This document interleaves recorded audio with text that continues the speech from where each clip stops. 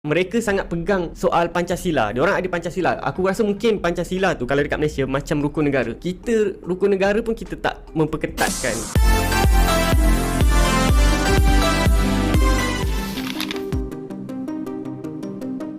Malaysia kagum lihat meriahnya perayaan kemerdekaan Indonesia, bandingkan dengan lesunya semangat patriotik rakyatnya. Perayaan hari ulang tahun ke-79 kemerdekaan Republik Indonesia tahun ini diselenggarakan berbeda dari tahun-tahun sebelumnya. Pada tahun ini, Indonesia merayakan hari kemerdekaan di IKN atau lebih tepatnya, Ibu Kota Baru Negara Republik Indonesia. Ini tentunya sangat relevan dengan kalimat di atas, bagaimana IKN Nusantara bukan hanya simbol kebangkitan bangsa, tetapi juga mercusuar harapan dan kemajuan ekonomi Indonesia. Upacara kemerdekaan tahun ini menandai pemindahan pusat pemerintahan dari Jakarta ke IKN, langkah besar dalam rencana jangka panjang untuk mengembangkan daerah baru yang lebih ramah lingkungan dan merata di seluruh wilayah Indonesia. IKN juga dirancang sebagai kota pintar atau smart city, dan berkelanjutan sehingga penyelenggaraan upacara kemerdekaan di sana menunjukkan komitmen Indonesia terhadap pembangunan yang lebih maju, modern, dan inklusif. Namun Agustus bukan hanya bulan perayaan kemerdekaan Indonesia saja. Beberapa negara di dunia juga memiliki hari kemerdekaan pada bulan ini, termasuk Hari Kemerdekaan Malaysia. Berikut cuplikan berita Malaysia yang menyiarkan upacara kemerdekaan Republik Indonesia di Ibu Kota Negara. Indonesia menyambut Hari Kemerdekaan ke-79 hari ini dengan majlis gilang gemilang di Ibu Negara Baharu Nusantara menandakan kali pertama sambutan itu diadakan di sana. Pada masa yang sama, majlis sambutan turut berlangsung di Istana Merdeka di Jakarta.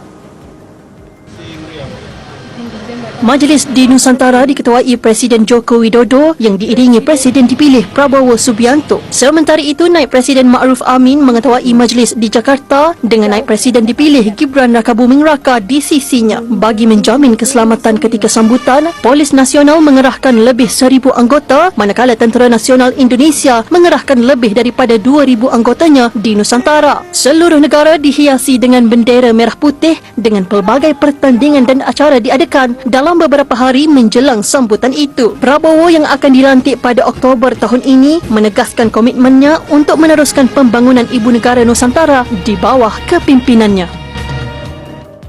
Ada perbedaan cara rakyat Indonesia dalam merayakan kemerdekaan. Dikenal mempunyai jiwa nasionalis dan patriotik yang tinggi, rakyat Indonesia selalu menjadi perhatian dunia ketika menyambut kemerdekaan. Berbagai cara unik yang dapat dilakukan rakyat Indonesia untuk merayakan momen bersejarah ini. Namun berbanding terbalik dengan rakyat Malaysia. Dalam merayakan kemerdekaannya, rakyat Malaysia dinilai masih kurang antusias merayakannya. Bahkan masih seperti ada paksaan dalam melaksanakannya.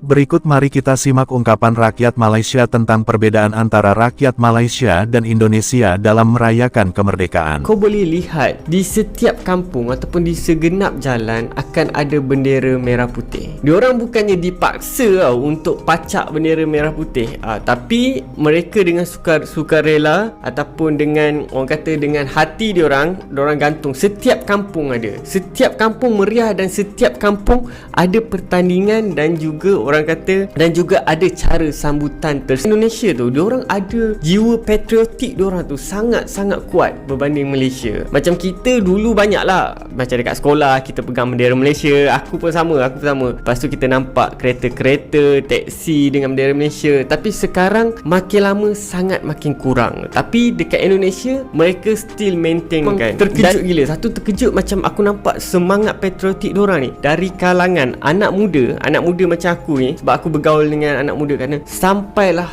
ke orang tua sangat-sangat kuat. Mereka sangat pegang soal Pancasila. Diorang ada Pancasila. Aku rasa mungkin Pancasila tu kalau dekat Malaysia macam rukun negara. Kita rukun negara pun kita tak memperketatkan kan. Sebab tu ada orang yang langgar rukun negara. Perilaku ini kemungkinan dikarenakan cara masing-masing negara dalam memperoleh kemerdekaan.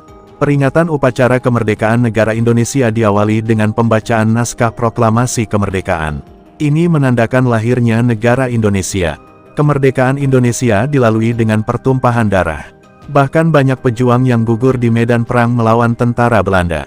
Sedangkan kemerdekaan Malaysia yang diperingati pada tanggal 31 Agustus tahun 1957, ditandai dengan penyerahan kekuasaan wilayah Semenanjung Malaya dari Kerajaan Inggris kepada Federasi Malaysia.